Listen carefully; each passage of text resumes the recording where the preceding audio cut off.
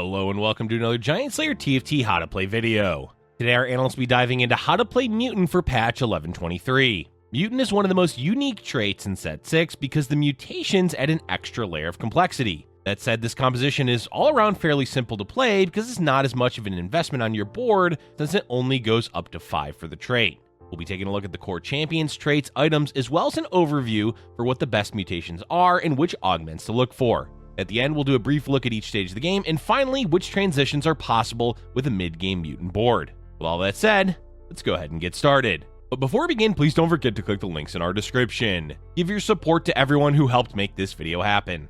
We host many TFT tournaments with plenty of exciting content to come. Be sure to also follow our GiantSlayerTV social media pages. Alright, let's get back to the video. To start off this how to play, let's do a breakdown of the core champions and traits for Mutant.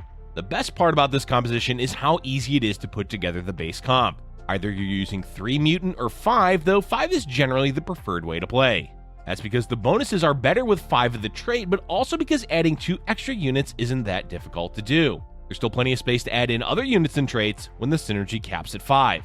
With that, the core Mutant champions that you're going to want to play every time you play the comp are Mundo, Malzahar, and Kai'Sa. Mundo provides frontline, Malzahar is a bit of magic damage, but more importantly, he reduces the magic resist of enemies, and Kai'Sa just dishes out a boatload of damage. The other mutants are all decent champions, but they're far less important than the main 3. Cho'Gath does provide Bruiser with Mundo, but being a Colossus takes up an extra spot in the board. Kassadin has an amazing ability, but gets outscaled as a 1 cost, and Kog'Maw is a viable carry option, but mainly is used as an item holder for Kai'Sa or trait bot for other units like Urgot. So you have 5 mutants in. What's next? Bruiser, Chemtech, and Arcanist are the easiest choices because they synergize well with the mutant champions. Bruiser is the most obvious choice because it's good with Mundo and pairs well with certain mutations like Metamorphosis. Chemtech is another strong option because of, once again, Mundo. And Arcanist is mainly because of Victor since the board already has Malzahar and other Chemtech champions. Outside of those, it really does depend on what carry or mutation you're using. Kog'Maw as a carry needs another twin shot, Kai'Sa gets a decent amount of power from Challenger, and Colossus opens up the door for Socialite. But if you're looking for the most basic level 9 board when you're running mutants that will do well in general, the board will be Mundo, Malzahar, Kai'Sa, Kassadin, Cho'Gath, Tahm Kench, Zac, and Victor. We can't continue talking about mutants without first discussing the best mutations. Due to the mutations being different every game, that does mean that players likely won't be forcing this composition all the time. There's just a general power gap between the stronger mutations and the weaker ones. For example, Bioleeching is not bad, but it's not anywhere near as good as, say, Voidborn. Yes, it's a team-wide buff, but Voidborn not only executes, but also adds true damage, which is amazing for a carry like Kai'Sa. As such, the best time to play mutants are when the mutation is either Metamorphosis, Synaptic Web, Voidborn, and potentially Voracious Appetite. Voracious Appetite is very much dependent on hitting Kai'Sa too, so keep that in mind. The other mutations are all playable, but just not as likely to get the same results as the one we just listed.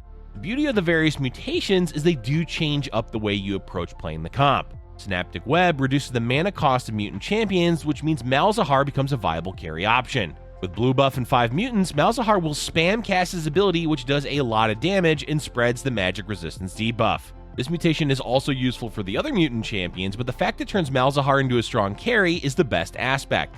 Just be sure to have blue buff.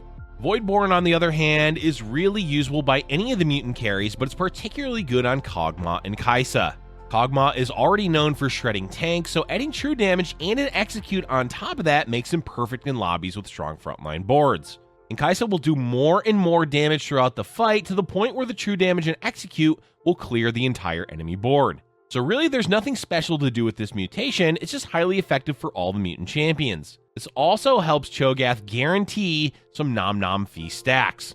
And then there's Metamorphosis, which is great for all of the mutants, but in particular, it's great for Mundo. Stacking defensive stats on top of being a bruiser, likely having defensive items and Chemtech, makes Mundo a happy guy. Cho'Gath also benefits from it quite a lot since Feast stacks add a lot of health to him, so more health and defensive stats equals one big ol' stacked up Cho. In general, mutations are an important part of the composition, and knowing how best to utilize them will improve how well you do with mutants. That said, they aren't going to drastically change how the game plays out, so a lot of the time you can run a regular mutant composition and do just fine between one mutation and another. We covered champions, traits, and mutations, so let's now get into the core items for mutants. As always, the way to identify which items you need is knowing what carry you're going to be aiming for. For mutants, the main carry will vary based on the mutation and other factors, but the three main ones to consider are Malzahar, Kai'Sa, and Kog'Maw, with Mundo kinda being there as well.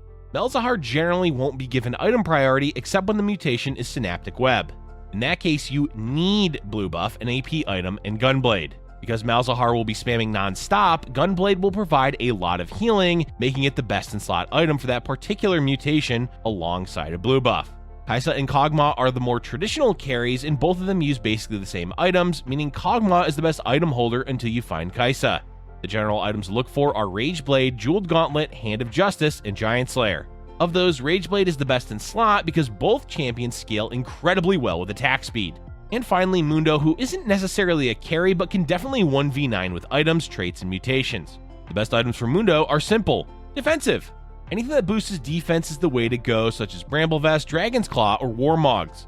Any defensive item also goes well on Cho'Gath, but of the two, Mundo is the more common item holder.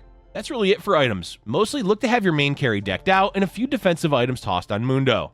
Outside of that, the only thing to really consider is potentially a Mutant emblem, though Mutant is already so easy to put in that generally it's not necessary. With that, the final piece of the Mutant puzzle before a brief look at how each stage plays out is for us to talk about Augments. As with most compositions, Augments are not that complicated for Mutants. In general, the best will be Augments that provide bonus gold, experience gain, items, or general passive buffs.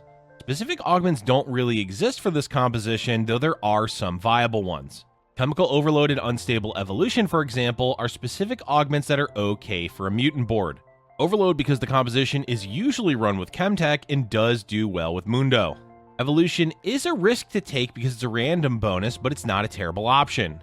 Stronger choices are broader passive buffs like Exile, Celestial Blessing, or Makeshift Armor. They aren't amazing options compared to some of the higher tier augments, but passive buffs are just solid all around. Gold or experience augments do quite well for mutants because the general goal is to hit the late game to find Mundo 2 and Kai'Sa 2.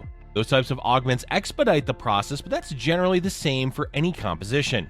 All in all, until augments are a bit less straightforward, there's not really any major decisions to be made when choosing them, especially for mutants. Next up, let's do a brief look at each stage of the game, starting off with the early game. On the opening carousel, the starting component isn't particularly important unless you have an intention of playing Malzahar, in which case you want to grab a tier. Otherwise, Rod, Bow, or defensive component are solid options. The first thing to do after the opening carousel is to try to find out what the mutation is for the game, either by buying a cast-in or finding someone that has it. The earlier you know this information, the faster you can decide whether it's worth playing or not, though that decision likely won't be solidified until the mid-game. Overall, the early game plays out normally as there's no necessary emphasis on buying and playing any of the mutants. That said, Kog'Maw is a good early carry, Kassadin is a fantastic frontliner, and an early Cho'Gath can get a lot of quick feast stacks. There's not much to the early game, so let's keep going on with the mid-game. Stage 3 is where you will generally decide whether mutants is worth pursuing or not, as the 3-cost champions will start showing up more often. This doesn't mean you must pivot immediately, but with the 3-3 augment and 3-5 carousel, you want to tailor your choices towards benefiting a mutant board. In stage 4, it's best to roll a bit and find Mundo and also try to stabilize. This is also where the mutation plays a role because rerolling for Malzahar 3 is a viable option with Synaptic Web mutation. Kog'Maw 3 is also an option for mutations he does well in, but isn't as common as just leveling to 8 and finding Kai'Sa. Speaking of, the main goal for the mid-game is to comfortably hit level 8. From there, we can transition into the late game. Stage 5 and beyond is all about hitting Mundo 2, finding Kai'Sa, and other relevant 5-cost units like Victor or Tahm Kench. Staying at level 8 is fine to do, but Mutant can cap early, so going for level 9 is generally preferable if you have the economy to do so. Beyond stabilizing or going level 9, the late game board is mostly about positioning Kai'Sa. The rest of your board you want to be aware of, particularly Mundo against anyone with Tahm Kench. But Kai'Sa is generally the most important unit late game, so making sure she doesn't run it down is a key to doing well. To end with, let's cover a few composition pivots that are viable to do from a mutant board in the mid or late game. The most common pivot is into Chemtech with an Urgot carry or Victor. Mutant still plays a minor role here because of Mundo, but you will want to replace several of the mutant units with Chemtech and Bruiser champions. Kog'Maw can also be kept with Urgot, though you want to make sure that the items are transferred over. As for when to pivot into Chemtech, generally when you're unable to find Kai'Sa and are instead hitting units like Urgot or Victor. Items are also key, such as Runets for an Urgot or Shojin for Victor. Finally, Augments can influence this choice as Chemical Overload becomes significantly better when running multiple Chemtech units. Having a Chemtech emblem, heart, or soul also makes this transition a lot better. Another potential pivot is into Challenger with Yone carry and Kaisa as a backup damage dealer. It's much harder to do this transition because a lot of the board does get replaced, so generally only do this when going from level 6 to 7 and your rolldowns mostly hit Yone and Academy units. One last pivot to consider is just late game 5-cost units, specifically Jinx or Jace. Jinx is an easy addition to the Mutant board since he synergizes with Kog'Maw, and adding Vi provides both Sister and Bruiser. This can turn into a hybrid composition, or you can look to add extra twin shot units to make Jinx the main carry. Jace is a harder transition, but just tosses in Galio for Colossus and Socialite with Yuumi and other support units, and it pretty much turns Jace into a carry. That's going to be it for today's video, folks. Having a synergy that can play out differently game to game is just one of the many reasons that Set 6 is so fun and unique. Mutant has continually been one of the stronger compositions as well, so if your goal is to climb, they're a great option. Let us know in the comment section below which composition you'd like us to cover in our next How to Play video. Thank you for watching, and if you're enjoying our content, be sure to hit the like button and subscribe for future Giant Slayer TFT videos.